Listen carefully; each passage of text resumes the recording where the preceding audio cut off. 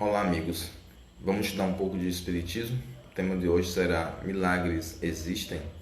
Há muitas reflexões a fazermos. A doutrina espírita explica os milagres sob um determinado ponto de vista e é sobre isso que a gente vai conversar um pouquinho hoje. Boa noite, Juliana Freitas. É um prazer ter aqui você para a gente conversar um pouco e falar sobre a doutrina espírita, especial o tema de hoje, os milagres. Boa noite, Shirley Alves. É uma grata satisfação ter você aqui para a gente conversar um pouquinho. Se quiserem fazer perguntas, trazer alguma experiência, é sempre muito bem-vindo e a gente pode conversar, né? O objetivo das redes sociais não é necessariamente fazermos palestras, mas trocarmos ideias, aprendermos juntos e a gente junto vai aprendendo cada vez mais, um pouquinho um com o outro. Milagre. Milagre é uma palavra muito antiga, né? Especialmente do meio judaico-cristão, e significa algo maravilhoso, algo, né, diferente, né? A palavra milagre, no sentido que a gente utiliza, na verdade há vários sentidos. Um deles é de um sinal divino, o outro é de uma coisa espetacular, uma coisa fora da realidade, sobrenatural, algo maravilhoso, né? Uma salvação diante de um perigo ou de um imprevisto, assim também como algo impossível de acontecer. Quando a pessoa ela escapa de um acidente muito grave, a pessoa escapou por um milagre, né? Então, quando a gente faz uma coisa que realmente não era para dar certo e dá certo, a gente diz que é um milagre, ou seja, a gente associa milagre a coisas impossíveis, né? Coisas sobrenaturais, a sinais divinos. Na época de Jesus, a expressão milagre estava realmente direcionada a essa ideia de algo sobrenatural, algo maravilhoso, mas também um sinal divino. Era por isso que muitas pessoas seguiam Jesus, não pela sua mensagem, que nem mesmo conheciam, mas porque haviam ouvido falar que Jesus tinha feito sinais, né? Ou tinha feito maravilhas. Eram as expressões da época. Em algumas traduções da Bíblia, né, substituía a palavra milagre por maravilhas, ou substitui a palavra milagres por sinais. Então, há vários tipos de milagres. Você tem os milagres da Anunciação, né? Maria, ela recebe a anunciação de que está grávida. Você tem os milagres da transformação, Jesus transforma água em vinho. Você tem um milagre da cura, né? Jesus curou milhares de pessoas das mais diversas doenças. Aí você tem um outro tipo de milagre. Você tem um milagre também da ressurreição. Jesus fez pessoas como Lázaro, que estavam mortos há vários dias, voltarem a viver. E você tem milagres da natureza, né? Jesus caminhou sobre as águas, Jesus acalmou a tempestade, né? Jesus fez uma figueira secar. Ou seja, são milagres ligados à natureza. Então, talvez a gente possa fazer uma classificação um pouco mais ampla e incluir outros tipos de milagres, mas esses são os milagres mais comumente identificados e estudados. Então, segundo a visão que se tem, né? Boa noite, Luciano, é um prazer ter você aqui. Segundo a visão que se tem, em geral, os milagres são derrogações das leis naturais, né?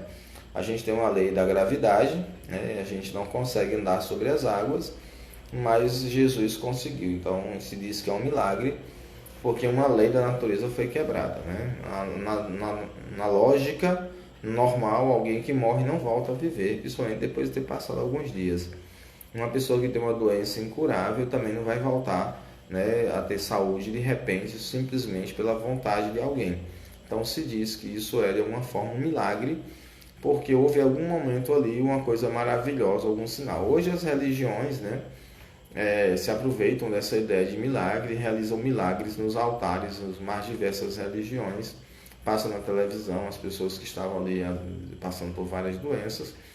Bom, nos dias de hoje, geralmente as pessoas não buscam comprovações desses milagres, principalmente desses milagres ligados a algum tipo de religião e que passa na televisão. A pessoa diz que está curada e isso é suficiente, a palavra dela, porque ela se sentiu naquele momento curada, né? Isso aí a gente tem uma percepção desde a época de Jesus que isso acontecia também. Bom, se Deus é parcial, o milagre existe. Mas se Deus é imparcial, o milagre não existe. Você vê o voo da Chapecoense, né? Caiu, morreu quase todo mundo. Eu não lembro quantas pessoas se salvaram naquela queda daquele avião, mas acho que umas 2 ou 3. Então a gente diz que essas pessoas se salvaram por milagre. Olha, se Deus fez esse milagre de salvar 2 ou 3 pessoas, O que aconteceu com as outras? Por que Deus não fez milagre com essas pessoas? Durante esse período que nós estamos vivendo de pandemia, né, onde muita gente está morrendo, alguém chegou para mim e disse: olha, isso aí é um castigo divino para as pessoas massas. Sim, mas tem muita gente boa que está morrendo. Não é só gente egoísta, ou só gente vaidosa, ou só gente chata, não. Tem gente boa morrendo. Eu conheço algumas pessoas, alguns amigos meus, né, infelizmente perderam a vida para o Covid, né? Então não posso dizer que só pessoas más estão sendo punidas por Deus.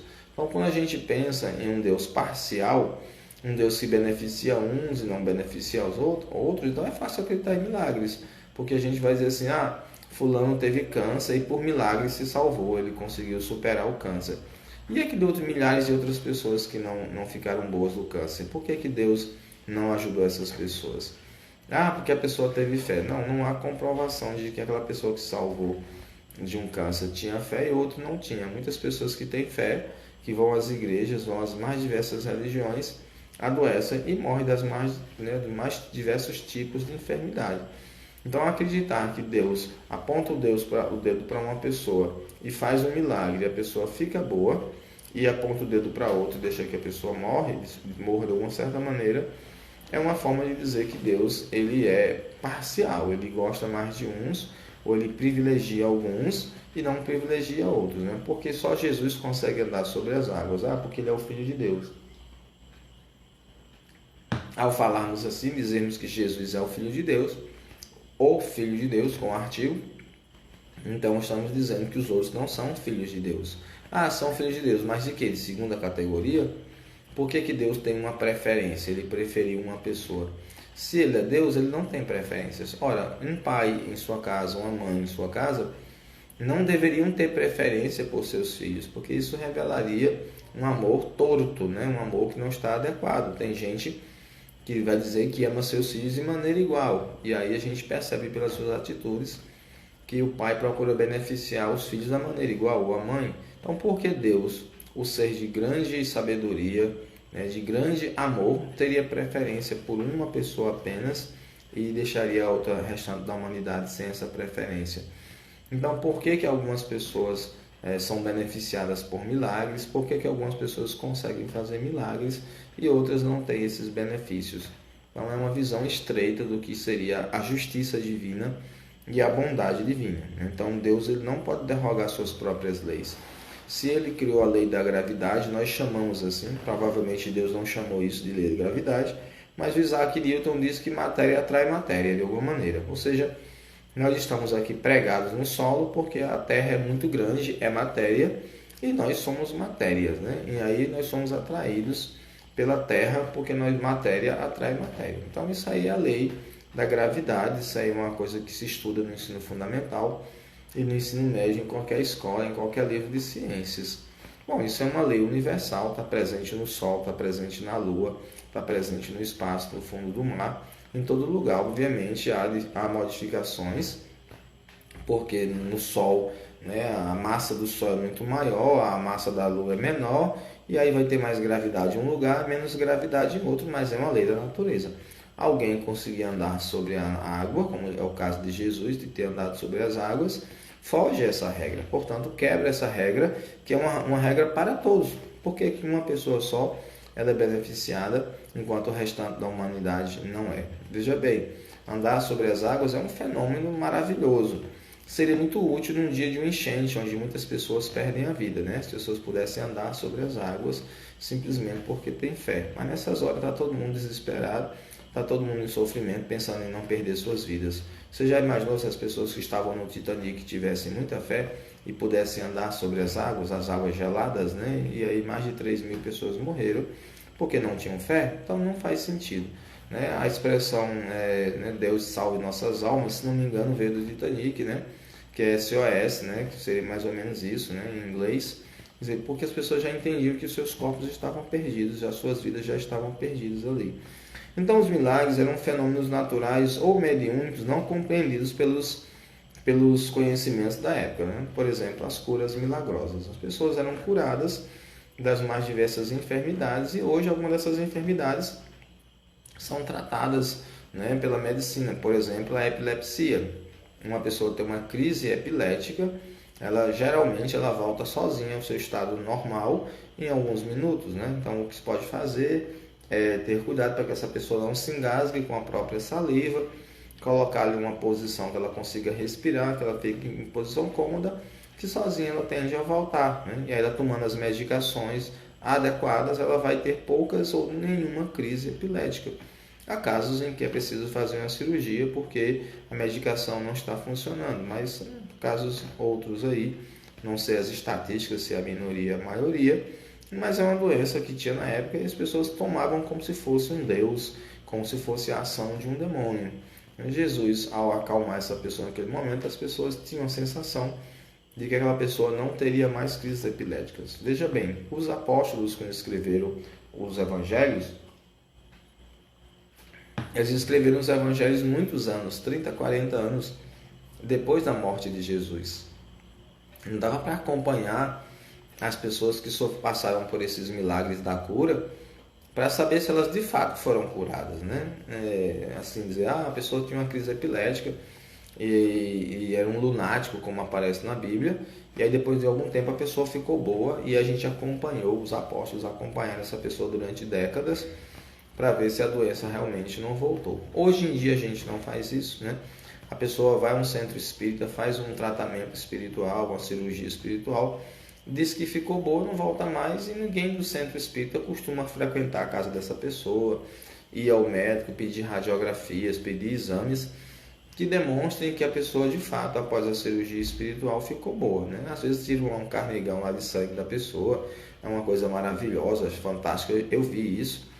Tive a oportunidade de ver o médium Edson Queiroz, na cidade do Recife, realizar cirurgias, enfiar faca nas pessoas, tirar pedaços de sangue assim da pessoa, e a pessoa acreditar estar boa, mas eu não vi essas pessoas ao longo dos anos para saber se essas pessoas ficaram realmente boas, se aquilo que ele retirou da pessoa era de fato a causa da doença ou se era apenas alguma outra coisa que a pessoa tinha e que se foi tirado, né? E se foi tirado da doença principal. Que uma pessoa pode ter 2, 3 doenças graves. A pessoa pode ter gastrite, a pessoa pode estar com câncer de pele, a pessoa pode ter um problema visual que está causando uma cegueira. Quando alguém faz um milagre, cura os 3 ao mesmo tempo, ou só cura o principal, ou só cura aquele que está causando mais sofrimento? Como funciona isso, né? Na Bíblia, a gente não vê isso. A gente vê, a pessoa está sofrendo de lepra, que era como era chamada hanseníase na época, ficou curada da lepra. Mas a pessoa já podia estar com os seus órgãos comprometidos, suas articulações comprometidas, não poder andar. De repente ficou boa da hanseníase, da lepra, mas não tinha mais como andar porque não tinha mais articulações. O que significa que o milagre ele reconstituía as articulações e não se falava sobre isso, só dizia que a pessoa estava limpa. O Luciano fala andar sobre as águas é só um modo de falar. É verdade, eu vou já falar um pouco mais sobre isso, Luciano. Então, naquela época, em relação a doenças, como doenças desse tipo, se dizia que havia uma catarse, que a gente chama catarse. A catarse é uma purificação, uma linguagem antiga, é uma expressão usada tanto na tragédia grega, como na medicina ou também na psicanálise. Isso significa evacuação, purgação, purificação. Por exemplo, Aristóteles usava a expressão que catarse se referia a uma descarga emocional que você tinha por ter provocado ou ter sofrido um trauma. Veja bem, eu me lembro da novela Tieta, passava na televisão, e a Perpétua, a irmã da Tieta, um dia flagrou a própria irmã com o filho dela, filho de Perpétua, na cama. E ao ver isso, ela ficou cega, ela não conseguia enxergar aquela realidade. Isso obviamente é um romance, mas isso tem alguma coisa de realidade, E aí ela ficou cega, porque aquela realidade era insuportável para ela. O filho de Perpétua era seminarista, se não me engano ele queria ser padre. E a Tieta era uma mulher muito, muito bonita, muito jovial, da idade da irmã dela, uma mulher, pelo que eu me lembro, quarentona, e o filho dela um rapazinho, um rapazola, 20 anos, numa sociedade extremamente machista, preconceituosa, em que isso não é aceitável. Aceitável é o contrário, um homem de 40 anos ficar com uma mulher de 20, mas uma mulher de 40 com um homem de 20 não. Ainda por cima, uma relação incestuosa, que seria com o próprio sobrinho. E aí a Perpétua não conseguia enxergar aquele fato, ela desmaiou, quando acordou estava cega. Ou seja, ela tinha uma doença que era uma doença física, mas de uma causa emocional.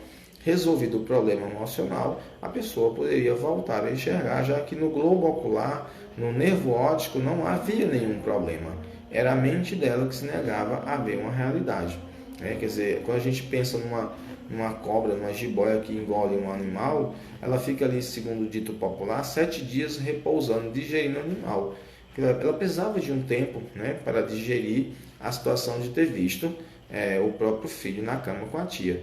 E o que acontece mesmo, depois ela volta a enxergar. Na época de Jesus havia situações assim. Quando Jesus dizia a uma pessoa, teus pecados estão perdoados, ele provocava uma descarga emocional muito grande na pessoa. Bom, primeiro porque Jesus, ao dizer isso, dizia de uma maneira muito ímpar, muito diferente. E as pessoas precisavam disso, as pessoas precisavam que alguém as perdoasse. É muito comum a confissão auricular na Idade Média, a gente falar com o padre e pedir que ele nos perdoe, porque muitas vezes nós não somos capazes de nos perdoar. E o padre, segundo a tradição católica, perdoa em nome de Deus. Então a pessoa precisava de alguém que aliviasse essa carga emocional sobre ela, já que ela mesma não conseguia se perdoar, pedia o perdão divino. E Jesus dizia, teus pecados são perdoados. E essa pessoa acreditava. O que se sabe, o que parece, é que Jesus tinha um forte poder magnético, a sua palavra parecia convencer as pessoas, ele dizia de uma maneira que as pessoas se sentiam tocadas de alguma forma, ele tinha um carisma, por assim dizer, de tal maneira que as pessoas se sentiam tocadas. Então, algumas das doenças da época de Jesus, não todas, mas eram de causa emocional. A pessoa tinha um problema emocional e ao receber esse perdão ou receber essa possibilidade, a pessoa realmente ficava numa condição melhor emocionalmente, o que provocava também o fim daqueles sintomas. Isso podia ser uma pessoa não conseguir andar, podia ser uma pessoa não conseguir falar ou não conseguir enxergar. Se fosse de origem emocional, a gente chama hoje isso de doenças psicossomáticas. A medicina está aí para mostrar sobre isso, e as pessoas realmente passavam por essas situações naquela época, e hoje ainda são motivos para muitas pessoas buscarem os psicólogos, os médicos, e buscarem outras terapias, já que a terapia convencional nem sempre funciona. Olha, eu estou sentindo uma dor, mas ninguém acha a causa da dor, eu só sei que eu estou sofrendo. E aí a pessoa fica procurando muitos médicos, tentando resolver o seu problema, e quando o problema da pessoa é no interior dela, é na alma dela, e não necessariamente no corpo. Por isso que os remédios não vão fazer efeito, e médico nenhum vai conseguir encontrar a cura para essa pessoa, já que a causa pode ser emocional. Pode também vir de vidas passadas.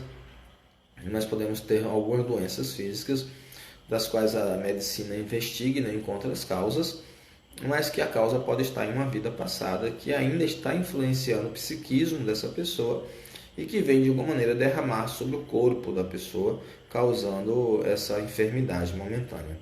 Então, muitos milagres também eram interpretações teológicas de fenômenos da natureza ou de fenômenos da época mesmo. Vejam só, o milagre da tempestade. Jesus ele caminha sobre as águas, ele acalma a tempestade. Os apóstolos, quando eles queriam fazer o cristianismo chegar aos gregos e aos romanos, eles buscaram identificar Jesus com os deuses principais dos romanos e dos gregos. Então, o Zeus era o deus que era responsável pelos raios. Aí, quando Jesus acalma a tempestade, é como se estivessem identificando Jesus ao deus Zeus, ou Júpiter para os romanos. Quando Jesus ele caminha sobre as águas, ou então ele faz uma pesca miraculosa, milagrosa, e consegue muitos peixes, estão identificando Jesus ao deus Poseidon, ou deus Netuno, segundo os romanos, que é aquela pessoa que dominava as águas. Quando Jesus ele cura uma pessoa, se diz de uma doença que ele estava sendo ligado ao deus Esculápio, que era o deus da cura, das diversas doenças. Quando Jesus ressuscitava as pessoas, ele estava sendo comparado ao deus Hades, ou Plutão, segundo os romanos, que era o deus do submundo, o deus da morte. Então vejam que era uma maneira de tornar mais palatável esse Jesus, que era um homem que vinha de um mundo judeu, de um mundo judaico, onde a população era uma população muito mais rural do que urbana, de uma população com costumes muito diferentes dos costumes romanos e gregos, e que os romanos e os gregos viam os judeus como um povo atrasado. Então, como fazer com que Jesus tornasse uma coisa mais fácil, de um melhor acesso? Compará-lo aos seus deuses. E aí, muitos desses milagres eram criados ou eram interpretados como forma de tornar Jesus alguém mais próximo da realidade desses gregos e desses romanos. Temos que lembrar que o cristianismo tornou-se muito grande mesmo a partir, né, de Roma, né? Quando o cristianismo ele chega mais fortemente em Roma, com a presença do apóstolo Pedro, do apóstolo Paulo, e a morte de muitos cristãos nos círculos romanos, e como Roma tinha, né, ligação com muitas províncias, com muito boa parte da Europa, da África, da Ásia, e aí isso ficou mais fácil de disseminar o cristianismo. Portanto, era bem natural que Jesus parecesse com os deuses gregos e romanos, com uma maneira de ficar mais fácil das pessoas entrarem em contato. Portanto, alguns dos milagres que nós vemos na Bíblia, eles não aconteceram exatamente desse jeito, mas eles foram interpretados de uma maneira que as pessoas aceitassem mais facilmente a mensagem cristã. Então, o que estamos dizendo? Que a Bíblia está mentindo? Não. Estamos dizendo que a Bíblia foi escrita, né, não no tempo de Jesus, no caso dos testamentos do Novo Testamento e dos 4 evangelhos. O evangelho mais antigo, né, que se tem, que é o escrito por Marcos, provavelmente foi escrito depois do ano 64 depois de Cristo. Ou seja, já tinha passado aí uns 30 e poucos anos que Jesus tinha morrido, né, tinha desencarnado. Depois disso, né, veio o evangelho de Mateus, de Lucas, provavelmente dos anos 70, 80 e mais tardiamente, lá pelos anos 90, o evangelho escrito por João. Então, há um espaço, né, bastante grande entre os acontecimentos na vida de Jesus, que provavelmente se passaram entre os anos 28, né, e 32 da era cristã. A gente associa mais ou menos isso, e aí se passa 30, 40 anos para se escrever os evangelhos. Já imaginou hoje a gente escrever uma coisa que aconteceu há 30 anos atrás, com todos os recursos que nós temos tecnológicos? Nós provavelmente não seremos fiéis à verdade, nós não conseguimos traduzir ao pé da letra. Você imagine uma coisa que aconteceu 2000 anos atrás e que as pessoas levaram tempo, né? E vejam bem, Marcos ele não conheceu Jesus, né? Se atribui Marcos a João Marcos, o sobrinho de Barnabé, que acompanhou Barnabé e Paulo. Lucas também não conheceu Jesus, era um discípulo de São Paulo. São Paulo não conheceu Jesus, então João seria o 4º evangelho, ele teria conhecido Jesus, mas se você ler o evangelho escrito por João, vai perceber que há muitos discursos sobre Jesus e há menos fatos da vida de Jesus do que aqueles narrados por Marcos. Então se pensa que os evangelhos de Mateus e de Mateus, Lucas e João, eles sendo posteriores a Marcos, eles utilizaram o evangelho de Marcos como referência e aí criaram outros aspectos, né, que não estão presentes, né? Um dos fatos é que os evangelhos não contam exatamente a mesma história. Hoje Mateus, Marcos e Lucas têm uma coisa mais ou menos igual, mas o evangelho de João é bem diferente, né? Por exemplo, de Marcos e de João não falam do nascimento de Jesus, não se interessam por isso. Já os de Mateus e de Lucas se interessam pelo nascimento de Jesus. Por que 2 evangelistas não se interessaram pelo nascimento de Jesus e 2 se interessaram, né? Um dos evangelistas fala dos pastores no momento que Jesus nasceu e o outro evangelista não se preocupa com os pastores, né? Lucas se preocupa com os pastores e Mateus não se preocupa. Há uma série de divergências e nem por isso torna os evangelhos mentirosos. Apenas era a maneira que as pessoas contavam na época e frequentemente pessoas que provavelmente nem mesmo se conheciam.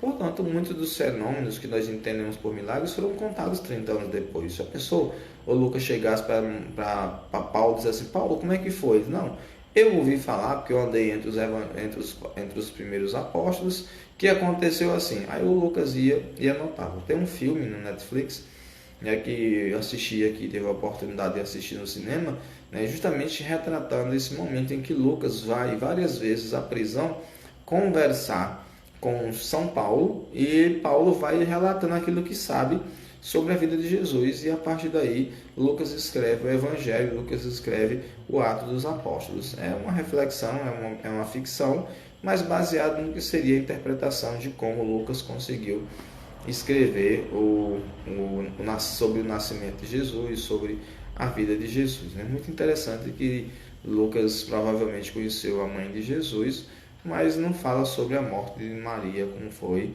nos seus evangelhos, não coloca ela como alguém importante, não dá importância a Maria Madalena, e muita coisa disso aí se perde. Então vejam que a Bíblia não está completa, ela tem uma série de fenômenos que tem por objetivo convencer as pessoas da mensagem cristã.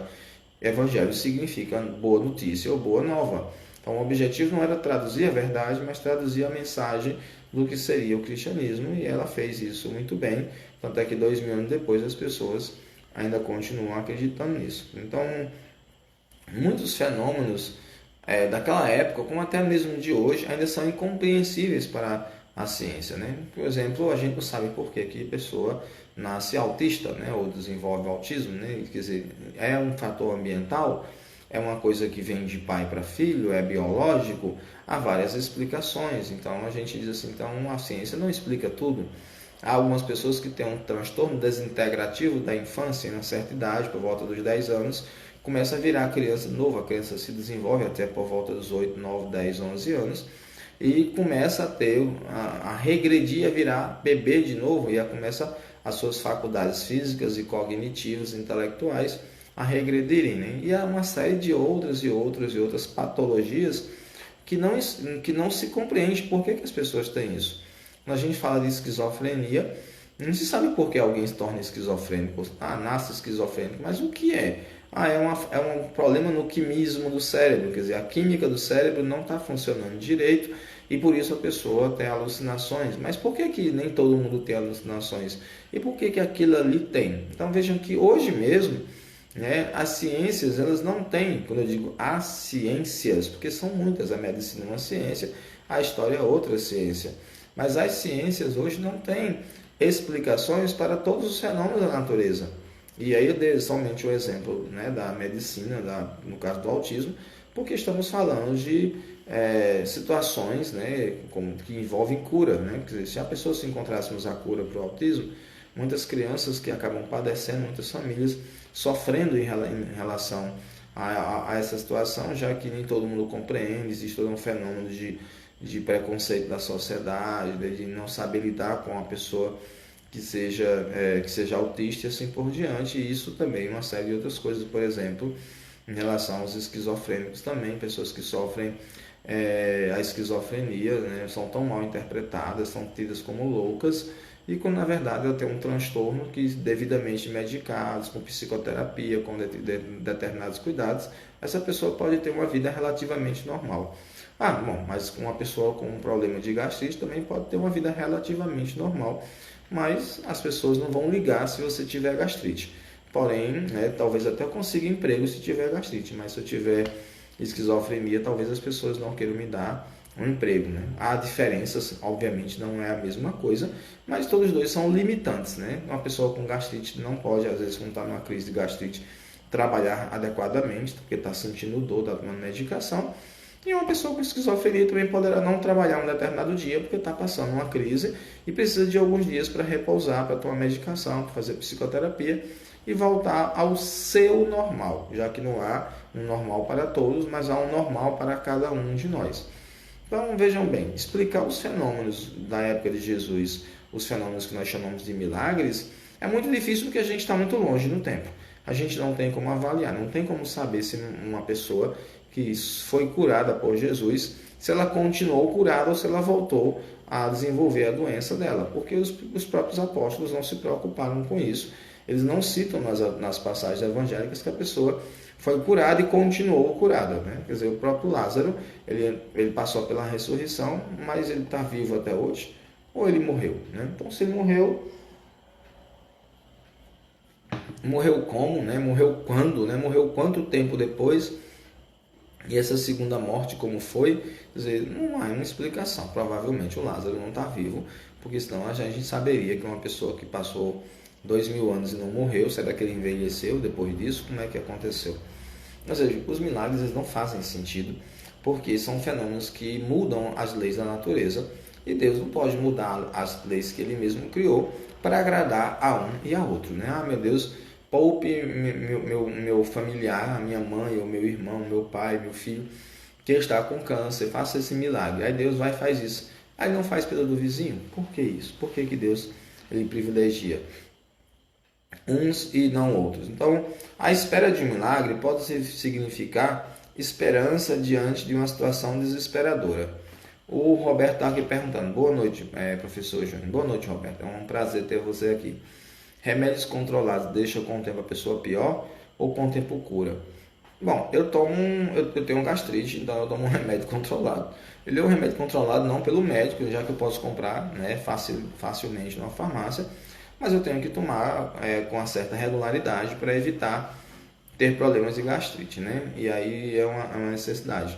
É bom tomar medicação para o resto da vida? Ninguém quer, né? Eu não gostaria de tomar o meu remedinho para gastrite para o resto da vida. Faço o possível para não tomar, né? Tento ter uma alimentação adequada para evitar tomar uma medicação para o resto da vida.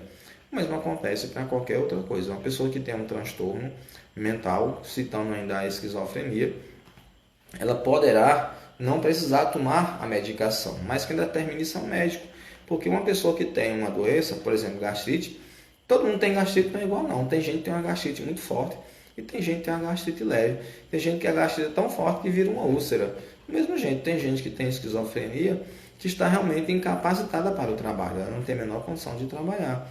E tem gente que tem esquizofrenia que, devidamente tratada, ela poderá ter uma vida razoavelmente normal. Eu tinha uma aluna na escola que tinha esquizofrenia e ela vinha frequentemente até a minha sala conversar comigo e ela apresentava o tempo todo os fenômenos da esquizofrenia. Ela dizia que os colegas estavam olhando muito para ela, que estavam falando dela, estavam rindo dela. Quando eu ia na classe investigar, os alunos nem sabiam que essa moça existia. Né? Para ela, para a classe, essa moça ela faltava muito, ninguém nem notava a presença dela. Mas a aluna achava que estava sendo observada e que isso me incomodava. Ela estava tomando medicação, mas a medicação parece que ou ela não tomava, dizia que tomava, ou então não estava fazendo efeito. Eu solicitei que ela fosse ao médico para ajustar a dosagem, ou seja, ou diminuir ou aumentar. Quem determina isso é o médico, não sou eu, né? O que diz, olha, deve ao médico, vai lá, para conversa com ele para ver como é que está essa medicação, ou mudar a dosagem, ou mudar a medicação, colocar outro tipo de medicação, vai experimentando. E de repente a pessoa vai diminuindo com o tempo, desde que ela tenha uma vida equilibrada emocionalmente, sabe, sem muitos sobressaltos, que ela aprenda a lidar com isso, que com a psicoterapia ela aprenda a vencer as dificuldades da vida, porque todos nós temos, né? Já pensou, eu tirei uma nota baixa um dia, fiquei arrasado, mas nem por isso o mundo se acabou, eu consegui superar. Mas tem gente que não, tem gente que entra em depressão, que precisa um auxílio a mais. Eu também tinha nessa mesma época, na mesma escola, uma aluna que tinha esquizofrenia. Nos dois casos ninguém sabia, né? Não podia comentar isso com as pessoas, mas eu acompanhava o aluno, né? É uma diferença entre ser psicopedagogo. Eu não trato uma pessoa com esquizofrenia, mas eu acompanho o estudante com esquizofrenia para que ele possa ter um bom desenvolvimento afetivo e cognitivo, intelectual na escola. É diferente de tratar, não trata a esquizofrenia. Tinha uma outra aluna na escola que tinha esquizofrenia e ela era uma aluna excelente, tirava notas boas, ninguém sabia na escola que ela tinha esquizofrenia. Ela já tinha tentado suicídio várias vezes na escola, ninguém sabia. Ela vinha conversar comigo, ela voluntariamente veio falar comigo e relatou que tomava medicação e mostrou os medicamentos, mas que pedia que ninguém na escola soubesse. Ela tinha um comportamento que a gente chama de esquizoide, um comportamento um pouco diferente. Os alunos percebiam isso, mas de perto ninguém é normal, não é verdade? Mas essa menina terminou o ensino médio e foi uma das primeiras a passar no vestibular, foi fazer faculdade, e ela tinha uma vida perfeitamente normal. Então veja bem, duas moças em horários diferentes na escola, as duas apresentavam esquizofrenia, as duas tinham o mesmo problema, o mesmo transtorno, um transtorno mental.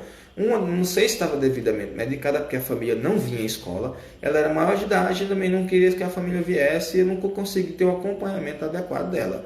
embora pedisse que ela fosse ao médico e trouxesse algum relatório, algum laudo dizendo que ela tinha, ela é quem dizia que tinha, mas não havia nada que indicasse. A outra tinha laudo, né, por escrito do médico, tinha uma medicação adequada que estava sendo tomada, ela não tomava a medicação o tempo todo, segundo ela dizia, só com ordem médica, e às vezes ela tomava por um tempo quando estava em crise, quer dizer, estava controlado, era uma coisa mais leve, mas ela tinha realmente uns comportamentos, né, que demonstravam para mim que ela tinha a esquizofrenia, e o médico já havia dado por escrito que ela de fato tinha isso.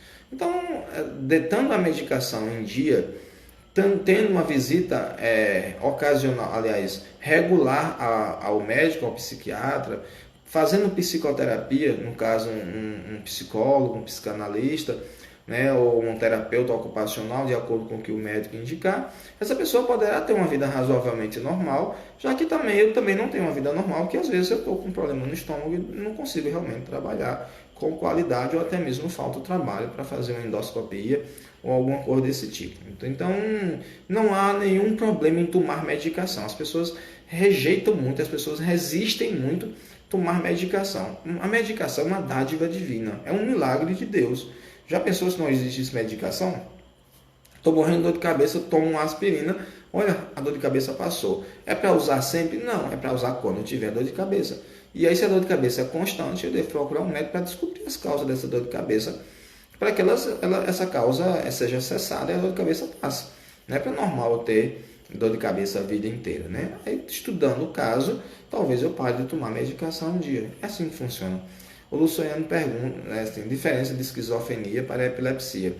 Bom, eu não sou médico, eu não tenho esses conhecimentos aprofundados. Dentro do meu trabalho como psicopedagogo, a gente tem um conhecimento elementar de cada uma das patologias que os alunos podem apresentar ou os jovens, as pessoas em geral, podem apresentar ao longo de sua vida, mas a esquizofrenia é um transtorno mental. Até hoje não se tem conhecimento de que se tenha cura, mas tem tratamento. A epilepsia é uma doença física, é algo que está no cérebro, onde há um super choque elétrico e a pessoa perde totalmente a consciência ou parcialmente a consciência.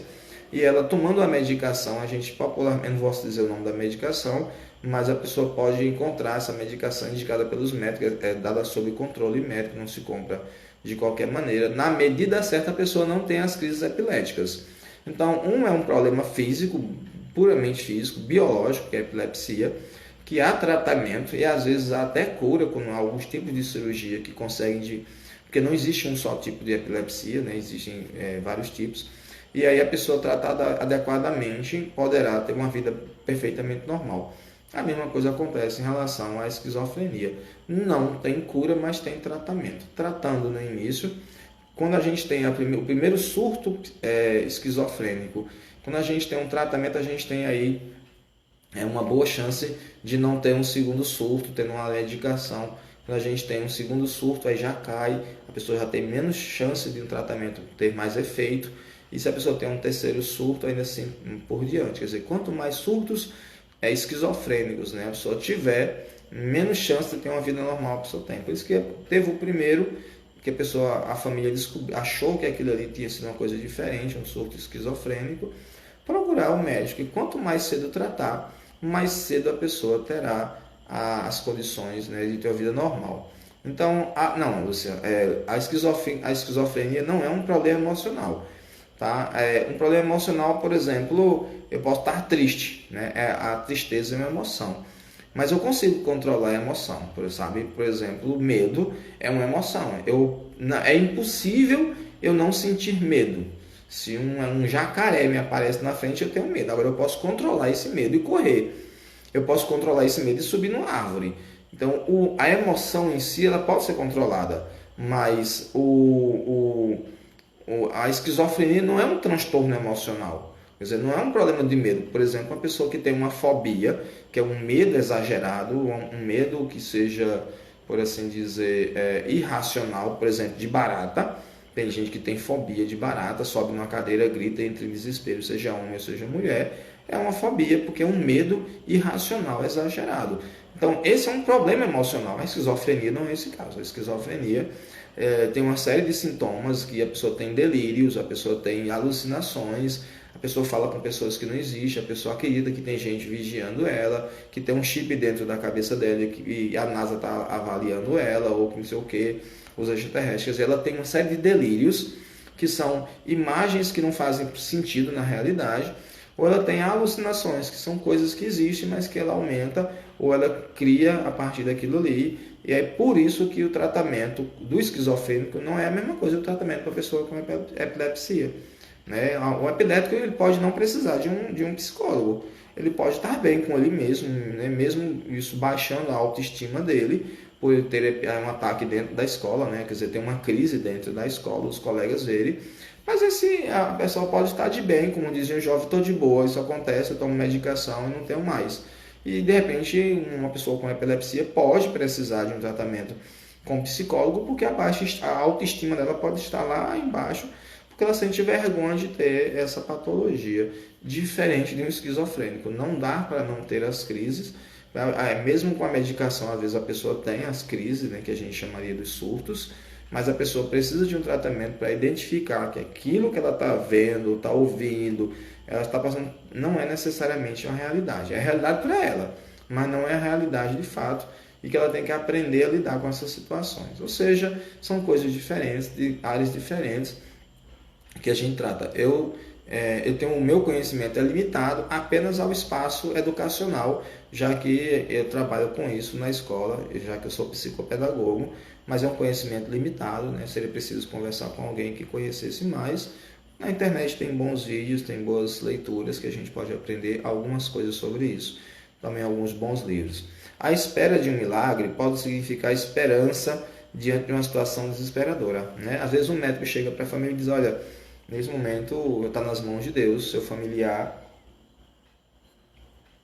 o que a medicina podia fazer já fez. Então, só por um milagre agora, o seu familiar escapa. Então a pessoa fica esperando um milagre que frequentemente não vem. Mas às vezes, né, eu já deparei com um conhecido meu, uma pessoa que estava em fase terminal, todo mundo já estava visitando ele em casa, ele estava realmente quase inconsciente, praticamente não falava, todo mundo esperava que ele morresse a qualquer momento. E aí, de um dia para o outro, o homem teve uma melhora, levaram ele para o hospital. E isso aconteceu há 15 anos atrás e o homem não morreu. Eu fiquei impressionado porque a maneira como eu vi esse amigo na cama era para que ele morresse. Realmente não tinha dali. Ele sofreu de uma doença grave e do nada, sem nenhum motivo, ele voltou a ter saúde e goza de relativa saúde. Hoje o problema que tinha, inclusive, deixou de existir. Ele não tem mais problema de saúde, eu não posso entrar em detalhes, né, para preservar a intimidade das pessoas, mas que a pessoa ficou boa. Isso já tem, com certeza, mais de 10 anos. É realmente impressionante o que aconteceu com esse meu conhecido, esse meu amigo. Não há explicação científica para isso. Aí a gente diz que é um milagre. Por quê? Porque não há uma explicação. Mas se procurou uma explicação, era o que menos importava. O que importava é que ele ficasse bom e não morresse, né? As filhas dele não queriam que ele morresse e ele não morreu. A explicação mais fácil. Bom, os médicos mandaram para casa para ele não morrer no hospital, já que não tinha mais o que fazer. Porém, a doença regrediu por motivos ignorados. Poderia-se estudar o caso e descobrir que houve alguma situação no organismo dele e o organismo dele reagiu e ele não morreu. Mas frequentemente a gente acha melhor acreditar em uma intervenção divina e dizer que é um milagre que a pessoa não morrer. Então, diante de uma situação desesperadora, a gente espera no milagre, né, ter essa esperança de que a pessoa melhore ou que a situação se reverta. Né? Uma situação, por exemplo, também de preguiça ou de indolência. Né? As pessoas associam fatalismo. Né? Quer dizer, a pessoa morreu porque tinha que morrer. Né? Quer dizer, quando a pessoa diz isso é porque dá a impressão que todo mundo tem uma hora marcada para morrer e para viver. E não é bem assim. Né? Uma pessoa que está andando bem direitinho na sua vida, sofre um acidente de trânsito e morre, é uma coisa, de repente isso aí estava programado ele voltar para o mundo espiritual. Mas uma pessoa que se embriaga, enche a cara e bate com o carro num poste e morre, não estava programado para morrer embriagado não, porque ninguém nasce planejando viver embriagado. A gente nasce planejando ser feliz. E para ser feliz a gente não precisa do álcool. A gente até pode se utilizar do álcool, mas não é uma coisa muito inteligente, né, tomar bebida alcoólica e dirigir, por exemplo, uma moto, onde você pode tirar a sua vida de outras pessoas. Isso não pode estar escrito por Deus. Isso não pode estar nos nossos planejamentos no mundo espiritual. Eu planejo vir para a Terra, beber muito e morrer. Perdão. Não faz sentido nenhum isso. Faz sentido diante de uma situação que era impossível ter um controle sobre isso, a gente morrer e dizer, de fato estava escrito, essa pessoa tinha que voltar para o mundo espiritual, estava na hora dela voltar. Mas uma pessoa que bebe até desenvolver um câncer no fígado, essa pessoa não estava programada a morrer de câncer de fígado, ela mesma provocou em si mesma. Então a gente prefere dizer que há um milagre, que há uma intervenção divina, que há de alguma maneira um fatalismo, era o destino, quando na verdade são nossas ações. Nós somos responsáveis pela maioria dos nossos sofrimentos, né? E também pela maioria das nossas alegrias, né? E aí a gente às vezes coloca isso na mão de Deus ou do destino como forma de dizer assim, eu não sou responsável pela minha vida, e na verdade nós somos responsáveis pela nossa vida.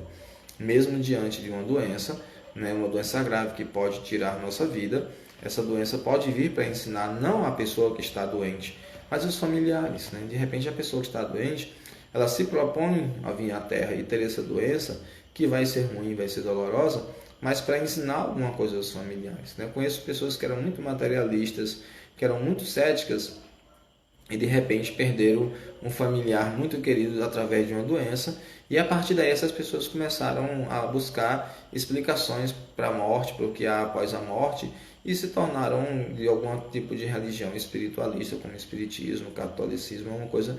Quer dizer, buscaram na religião uma explicação para a situação. Isso é um verdadeiro milagre, né? Não é uma derrogação da natureza, não é uma maneira de a gente burlar a lei da natureza, mas a gente conseguir mudar uma pessoa que está ali muito cética, muito materialista, muito ligada às coisas materiais, né, que não tem uma perspectiva de uma vida espiritual. E por conta da doença de um familiar, né, aí a gente começa a acordar para isso.